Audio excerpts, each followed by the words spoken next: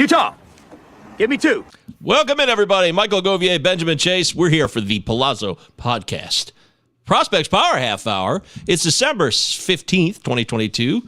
Holiday season's in full swing. We're going to talk about the Sean Murphy trade. That's the big trade. We're going to look at it from a dynasty perspective. Of course, we're going to talk about all the players involved, not just Sean Murphy. But we're calling it the Sean Murphy trade because he's the big prize. He's the big piece. He's really the reason the trade happened. Without Sean Murphy, there is no trade. Is there, Benjamin? There isn't, and it's probably really the destination is the big surprise. If you were to look at of all the teams in the major leagues who needed a catcher, I think the Braves might have been probably one of your bottom 5. Wow. Last year they got, I think I've heard this statistic somewhere. They got, I think, the 3rd or 4th most Fangraphs WAR from the position of catcher of any team in the majors, and yet they went out and they acquired the biggest catching piece on the market, which, that kind of says something, that they were willing to go out and make that kind of a move. That says something, that they were willing to, that's Anthopoulos for you. Yeah. So, yeah. But to do it, there was some it was a pretty big package as far as total players. What you're dealing with the Braves here is you're dealing with the 30th ranked farm system, and it hasn't hit the wire yet, but I do have my top 100 that's scheduled to come out this evening of all of the top 100 Braves prospects. And so that's coming out later tonight, but it took a big chunk out of my prospect list because there's like 8 guys that went in this trade, and it's the 30th ranked prospect system. So you're taking away guys that, like I already had said, that there wasn't a 50 grade prospect in this system. And you take away a lot of the guys that might be 40s and 45s, you're kind of eating away the really like halfway decent guys. I had told somebody, out of the top 10, they took away 3 top 10 prospects in the system. But that isn't saying a lot when you're talking about the 30th ranked system in the league. So that's a big difference. People are trying to go, well, geez, they got 3 top 10 prospects from the Braves, and they got Estuary Ruiz. The A's did pretty darn well. Yeah, but let's dial that back down just a little bit here. So I think a lot of people are shitting on the Athletics. In fact, I've seen all kinds of people, including Nino Saris, talking about Estuary Ruiz's weak exit velocity and players that he was comped to in the majors right now. A lot of players that you really wouldn't want on your fantasy team. Outside of, I did see Abraham Toro was the only guy in there. And sometimes there's guys who are outliers. It does happen. But overall, Ruiz is a guy who doesn't sting the ball, I think is something that you said. If you don't sting the ball and pitchers aren't afraid of you crushing it, that's it. Like, you are not going to be able to intimidate a pitcher, and they're going to come at you with their hardest, fastest stuff. And it's going to be tough sledding as a major leaguer. So, Ruiz, give us your bottom line at this point. I put this on a Twitter, not a Twitter poll. There's YouTube now. I've been doing a lot more of the YouTube polls, guys. So if you want to dive in, YouTube basically has feeds now and community stuff. I put a poll out that says, in 3 years, who wins this trade? Not now, because judging a trade winner now is the most ludicrous, pointless thing you could do ever, okay? But in 3 years, who wins this trade? So vote on that poll. But let's talk about Ruiz. Is he going to be someone that could be a solid starter in this league? One of the things that I think, and I did not, I'll be honest, I hadn't read Eno's evaluation to see if he took this away, but one of the things I read from Meg Rowley with Fangraphs is that she brought up is that a lot of the exit velocity data with Ruiz does not take out the fact that he bunts so much that he would make Whitey Herzog blush. Those teams back in the 80s with the Cardinals, they bunted a lot. And he bunts so much that he would make, Vince Coleman uncomfortable. And well, that's important piece of information. Yes. I mean, so the amount of bunting that he does really drastically affects his overall hard hit data. But even if you take out his bunts, he is in the bottom 15% of upper level minor league players in hard hit data. So, I mean, that still means he's got some pretty weak contact going on. Yes. That I think, if you would go into, putting in a plug for our Palazzo podcast chat that we get going on out on the Discord. But one of the better comps that I think we had was Emilio Bonifacio. And Bonifacio. If folks remember him, he, kind of a roly-poly guy, and Ruiz kind of has that build to him, fast as heck, but he kind of looks a little roly-poly a little bit. It's kind of, he's not a skinny fast guy, but he is fast. He's lightning quick. Luis Castillo? What about Luis Castillo, the second baseman, not the current pitcher for the Mariners? Yeah, I mean, that type of a guy, but I think he's got more power than Luis Castillo ever did. But I mean, Bonifacio one year had something like 6 or 8 home runs too. I mean, wow! You look into that when you really lean into one hard, you can luck into 1 or 2, but you're going to have pop-up years like Bonifacio did where he hit like 290 one year and with like 6 home runs and 30 steals. And that gets everyone thinking, hey, this is going to be an every year thing. But he's not a good quality starting player. That's a guy who should be your utility player. And he ends up having a year like that and makes you think, hey, this is a guy who should be starting for me, but he shouldn't. He's a really good utility player. If that is your guy who is your top utility guy off the bench, you've got a good utility player. That's a really good guy for that spot. He should not be a starter anywhere. Here's Eno's tweet for those of you watching the live show here. We'll keep our faces down here. No, I'll hide our faces. This is fun. For you listening to the podcast, we're sorry, but we'll talk about it out loud. So Eno basically says here in his tweet, Estuary Ruiz, hitting the ball hard is good. Over 95 miles per hour, the league hit 488 with a 954 slugging. Under that number, 221, 259 slugging. Massive difference there. In minor league baseball, Ruiz had a sub 20% hard hit rate, 17.5% K rate, 194 isolated slugging, blah, blah, blah, 108 max EV. Here are the most similar major league hitters from last year. And when you pull up the graphic, you see Nick Allen, Geraldo Perdomo, Austin Hedges. I said Abraham Toro was one of the guys. I do like Toro a bit. He got traded, of course. And Dylan Carlson. So there's some of the comps. Take it all in, Ben. What do you think of all this? God, and boy, if you told Cardinals fans that this is all Dylan Carlson would be, I think they would cry. Because they're hoping that Carlson becomes a lot more than this. Yes, definitely. So, yeah, I mean, this is not a list you want to be on. I mean, Austin Hedges, he's there for his defense. Nick Allen is an all-world defender. I mean, Geraldo Perdomo, very good defender. These guys are elite defenders. That's why they're there. That's the other thing we haven't gotten into. Ruiz is really fast. His reviews in center field, not good. His overall grades in center field, not good. Or in the outfield, not good. Up the middle, he's not a very good defender. In the infield, he's fast. Yeah. But he's just, I mean, he's not a guy you want starting every day for defensive purposes either. And so that's the whole thing is a guy like Nick Allen, he can get away with it because his glove is going to provide so much value. You at least have a zero WAR player. Even if his offensive WAR is so negative, his defensive WAR is at least going to balance it out, if not even get you positive. But I don't know where Ruiz gets that positive value. And that's the scary part.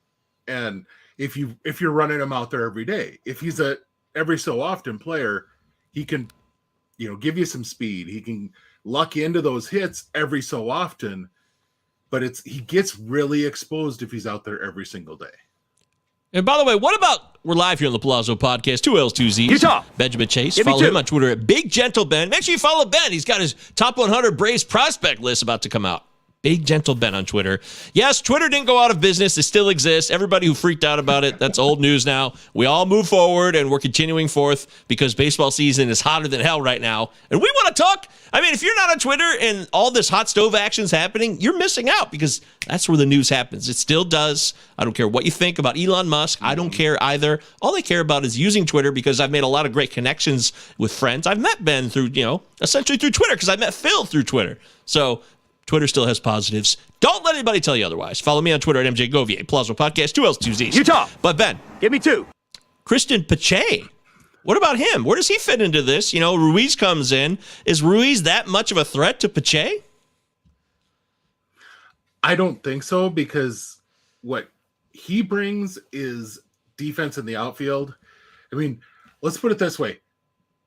The A's found 300 plus plate appearances for Christian Pache, even though he had by far the worst WRC plus in the entire majors for anyone who had that many plate appearances last year. I mean, I think his WRC plus was a 30 something, and nobody else had less than a 50 who had 300 plus plate appearances. So, I mean, we're talking, he was by far the worst hitter in the majors who had 300 plus plate appearances. And the reason he was out there was purely because he was that good defensively, even when he was shifted from center to left after Ramon Laureano came back. So if you've got, and just if you think about that, you've got Laureano, who is an all-world defender in center. You can put another guy who is that level of a defender either in left or right next to him.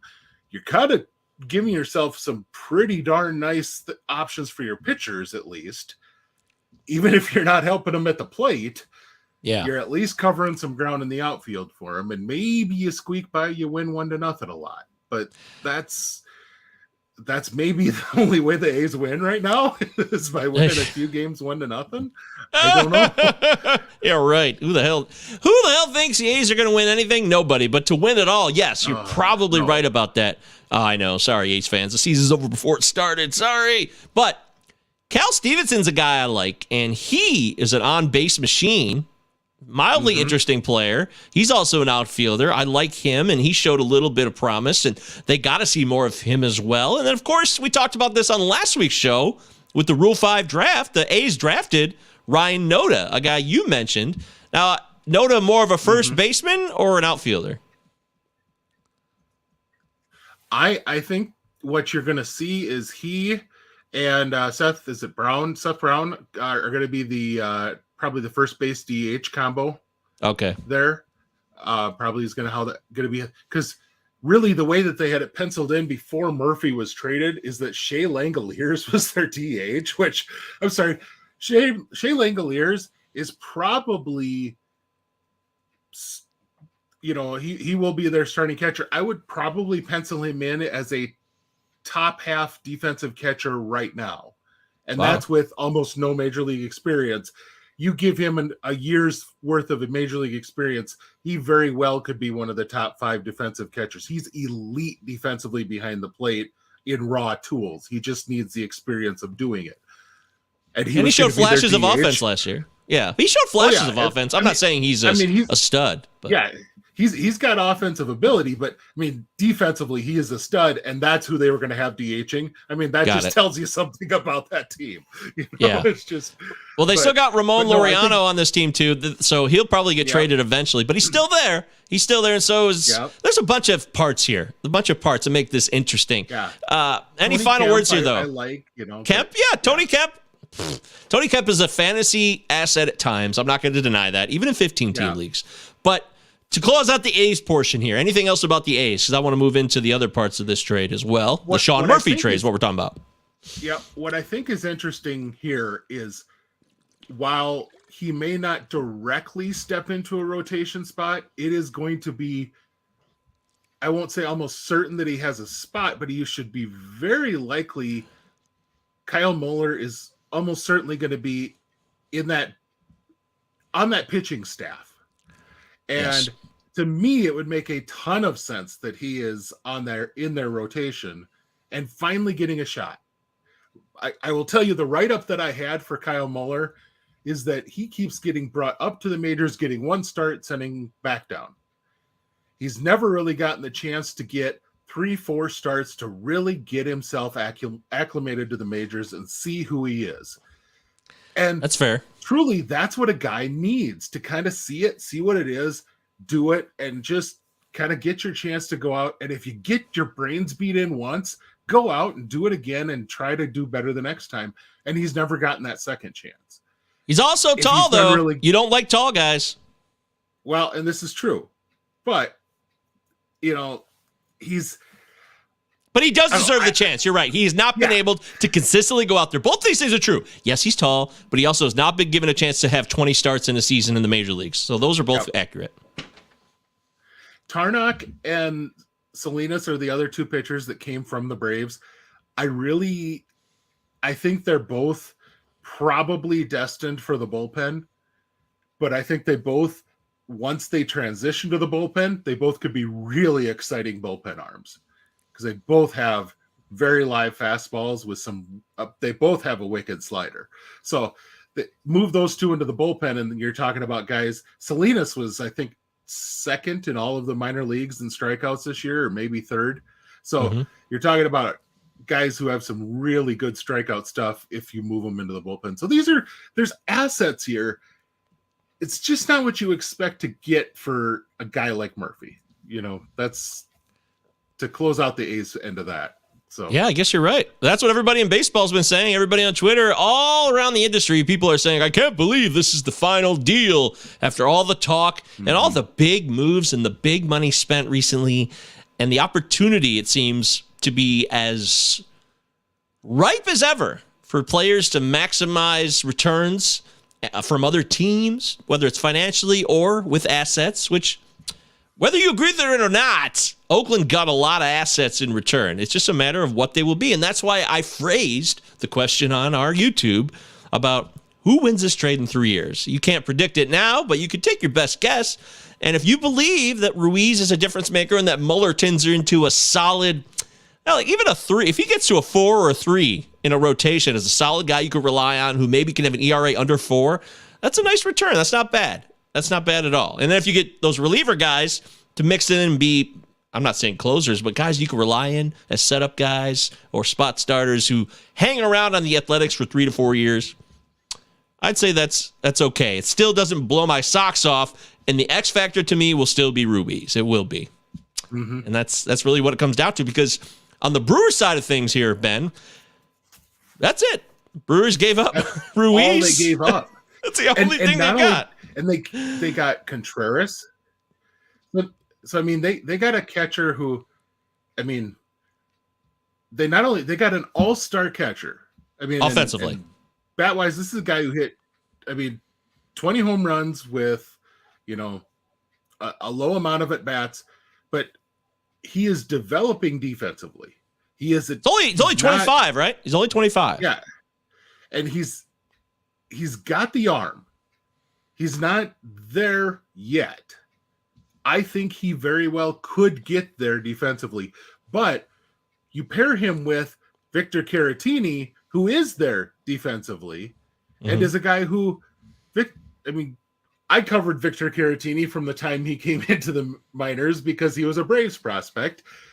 He had to learn the position of catcher himself, because he originally was drafted as a third baseman and transitioned to catcher, and so he had to learn how to be a catcher himself. Perfect veteran to really work with William Contreras, as was, Travis d'Arnaud. So you have another great veteran for Contreras to work with as his partner. Plus, Contreras can serve as a DH when he's not catching. But the other thing is they get 2 live arms out of this deal. In Joel Payamps, he's kind of a ground ball specialist. Nothing fancy. He's going to come in. He's going to get you a double play. That's his job. That's what he's been doing. He's, I think, 29, 30 years old as a reliever. Nothing special, but he comes in, he gets ground balls. That's what he does.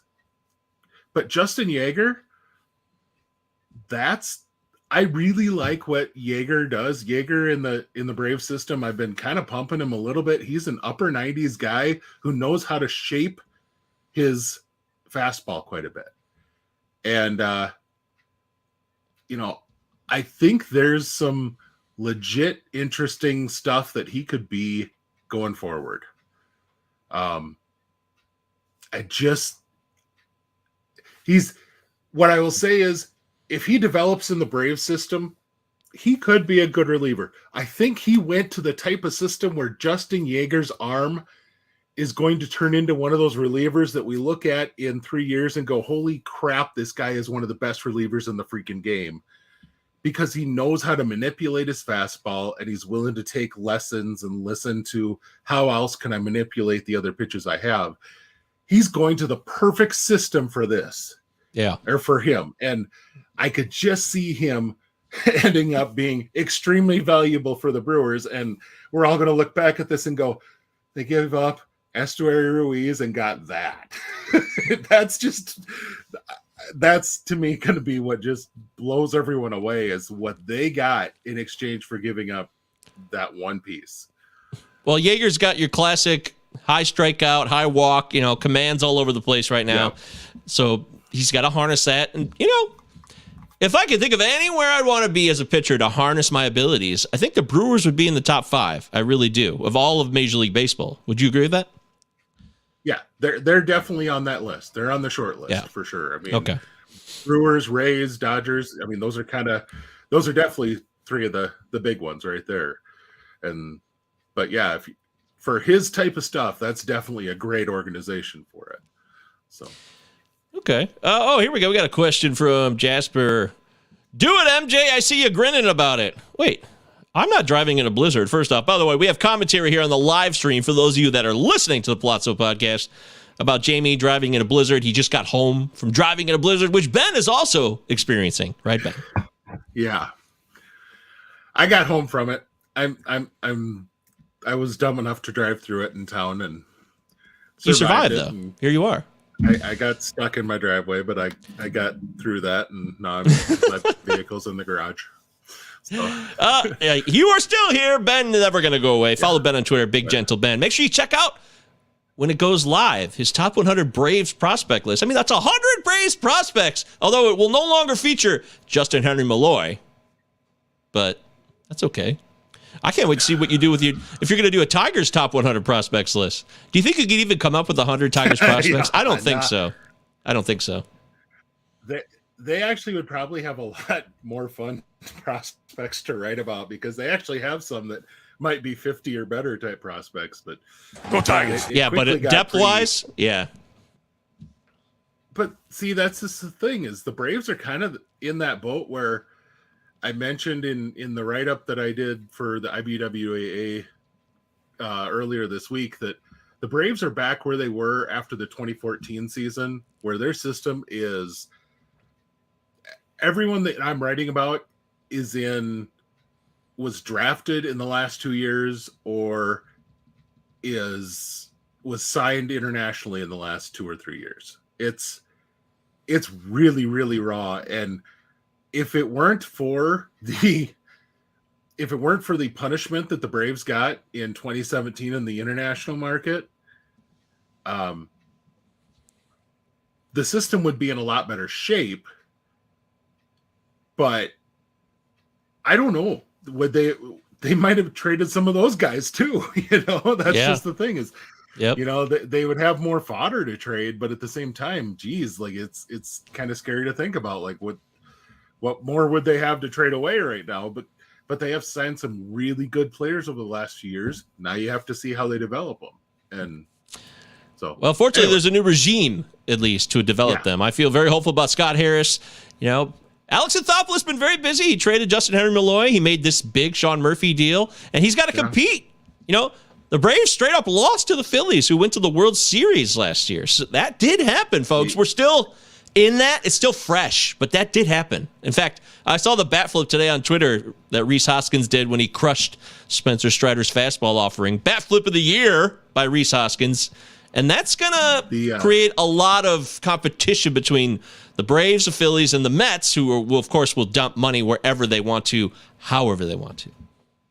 The Braves right now are tied for second to last in spending this offseason.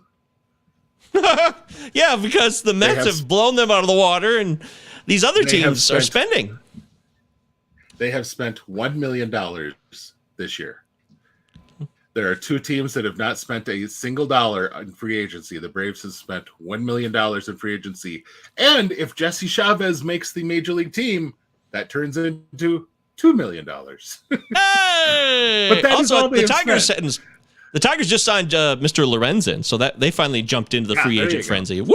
Yeah, Michael Lorenzen! Go Tigers! Yeah! I'm so pumped. I know somewhere out there, SP streamer Michael Simeone is happy right now. Shout out to Michael. By the way, guys, I want to mention somebody. I never mentioned this enough.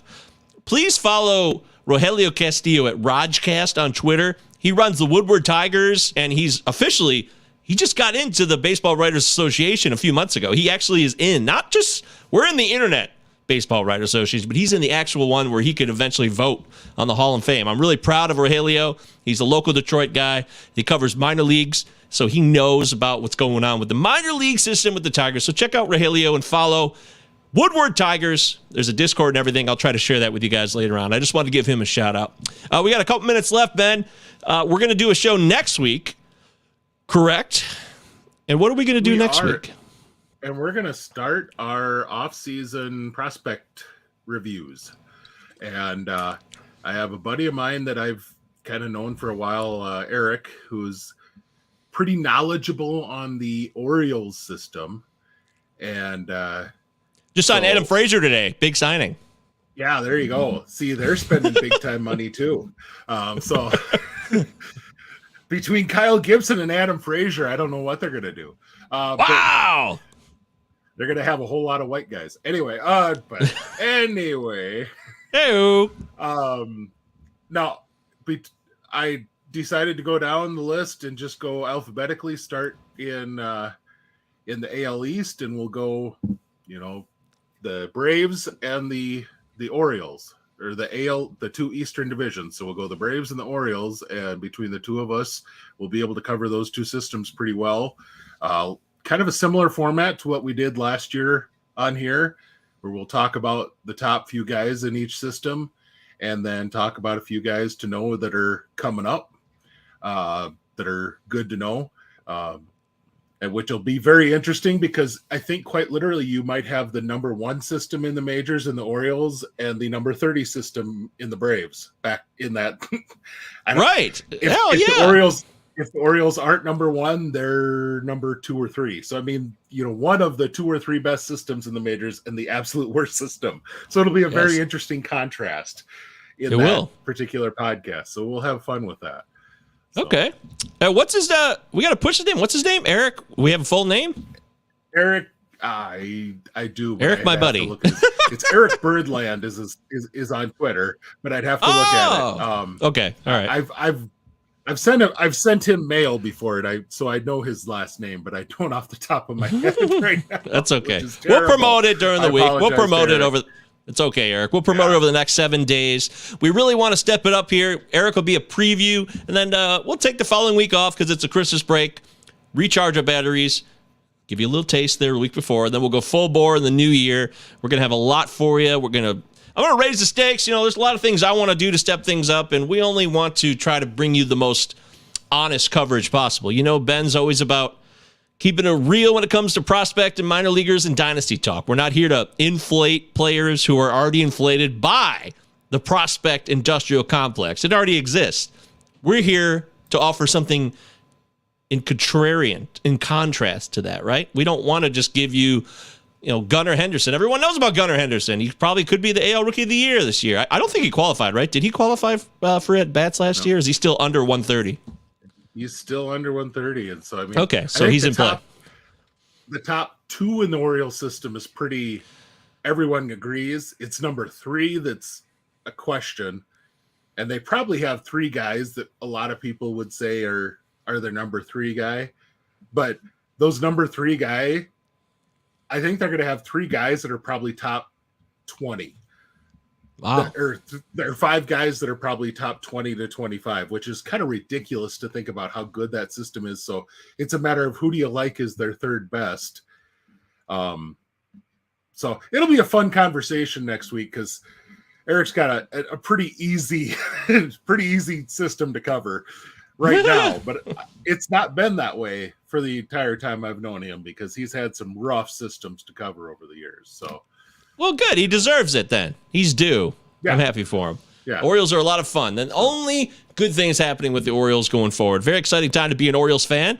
And we'll hope you join us next week here, the Palazzo Podcast. Make sure you subscribe and like the video on the YouTube. Join us in the Discord. The Discord link is in the description of this video. It's real easy to find. You can talk to Ben about prospects or anybody else, whatever it is. Off-season transactions, more hot stove action. Christmas is coming up, so I think we'll probably see we had a lot of signings. I think we'll see kind of a freeze here. The remaining Scott Boras clients. I mean, Dansby Swanson is still out there. I don't know if he's not a Scott Boras client, is he? Everyone's been talking about how they're expecting him to sign. He got married last Saturday. Oh. He literally is still on his honeymoon. Wow. So everyone's like, well, he's got to be talking to this person or that person. No, the only person that anyone is talking to right now is Dansby Swanson's agent. Dansby is on his honeymoon. Like, if you follow his Instagram at all, he's on his honeymoon right now. He's not talking to anybody. Yeah. His agent might be talking to people, but no. I saw a great thing from David Sampson, who I'm not really a fan of David Sampson, the former Marlins front office guy. He's got his own show on CBS Sports, but he does tell some honest stories about inside baseball. And he told the story about negotiating. He broke it down. What it's like to negotiate with Scott Boras. There's a great video on Twitter. If you haven't seen it, go check it out. It's basically like a 2.5-minute clip where Sampson kind of isolates the Scott Boras negotiating experience. And he gives the example of the Anthony Rendon contract in 2019. Remember, right before he signed with the Angels after the Nationals won the World Series. And really interesting stuff. So check that out on Twitter. If I have the link, I'll drop it in the Discord too. But I love this stuff. We're going to see more of it. We'll talk next week. He's Benjamin Chase. Follow him on Twitter at Big Gentle Ben, the good American that he is, surviving a blizzard as we speak, still doing this show. That says a lot about you, my friend. And, of course, I'm at MJ Govier, Palazzo Podcast, 2 L's and 2 Z's. That's how it always goes. Give me 2. Everybody, thanks for jumping in the live chat. We'll go back to the Discord now where we spend the rest of our days, and we'll catch you guys next time on the Palazzo Podcast. Bye-bye.